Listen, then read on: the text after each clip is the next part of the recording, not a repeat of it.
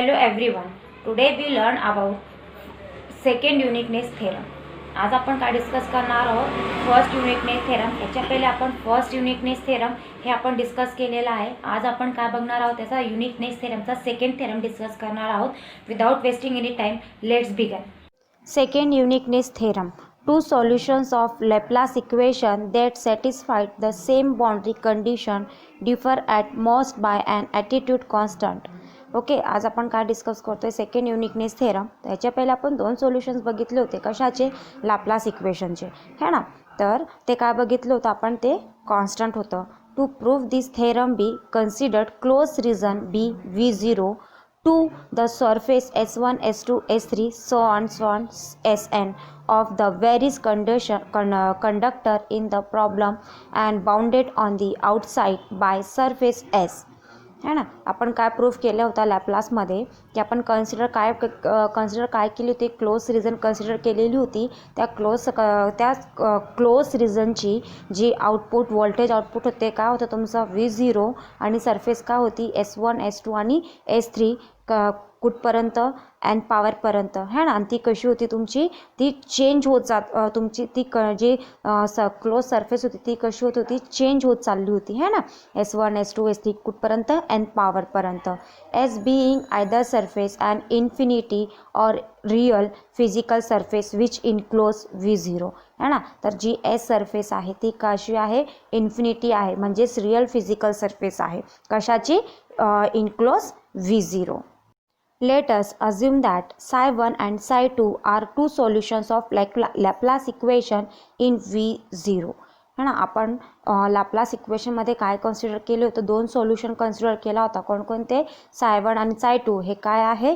To solutions of Laplace equation in V0 which in addition have the same boundary condition on S1, S2, S3 Sn, है ना. तर same बाउंड्रीची condition कोणकोणती होती? S1, S2, S3 कुठपर्यंत?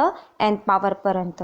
दिस boundary condition may be specified by assigning value either psi or डो साय bye डो N on bounding surface. डो साय बाय डो एन काय आहे?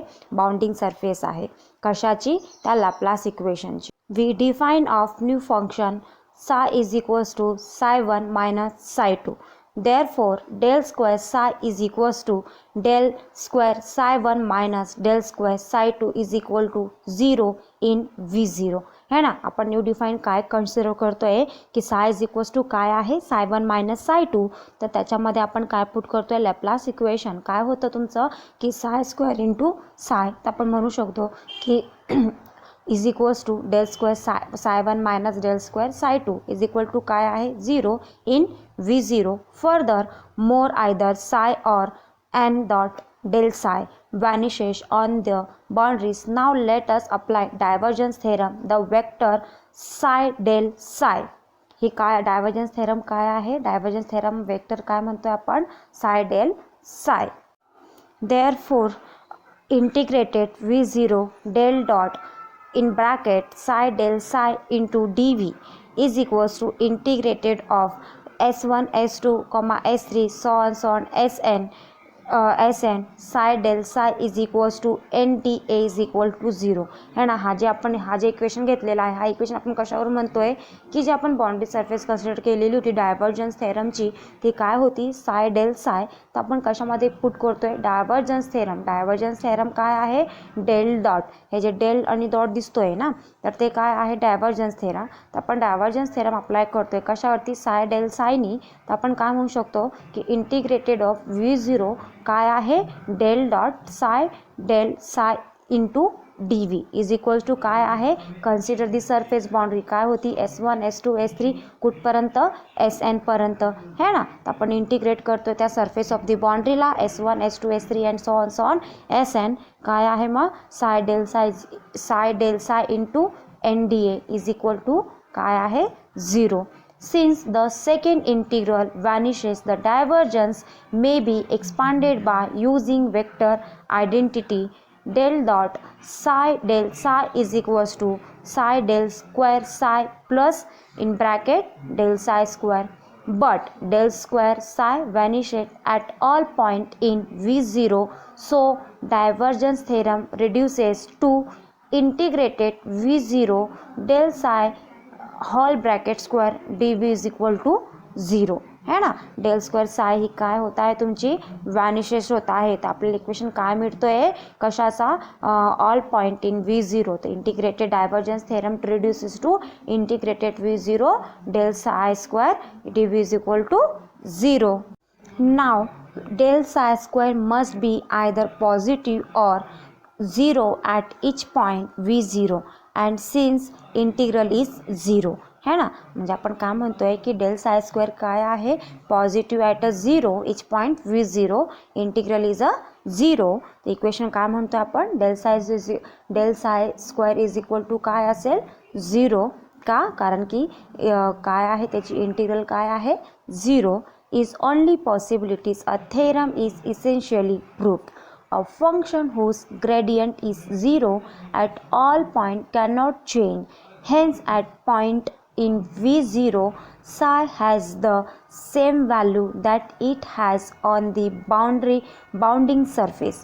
If the bounding condition has been given by specified S1 and S2, then psi is equal to 0.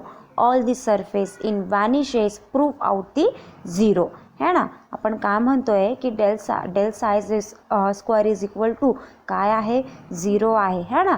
तर आपण जी फंक्शन आपण काय म्हणतोय जी ग्रेडियंट फंक्शन घेतलेली आहे ती फंक्शन इज ग्रेडियंट काय आहे 0 आहे. त्याचे ऑल पॉईंट काय कॅन नॉट बी चेंज है ना. आणि जी तुमची साय जी आहे ग्रेडियंट जी आहे ती काय आहे तुमची जी सरफेस बाउंडिंग कंडिशन सरफेस आहे ती काय S1 आणि S2.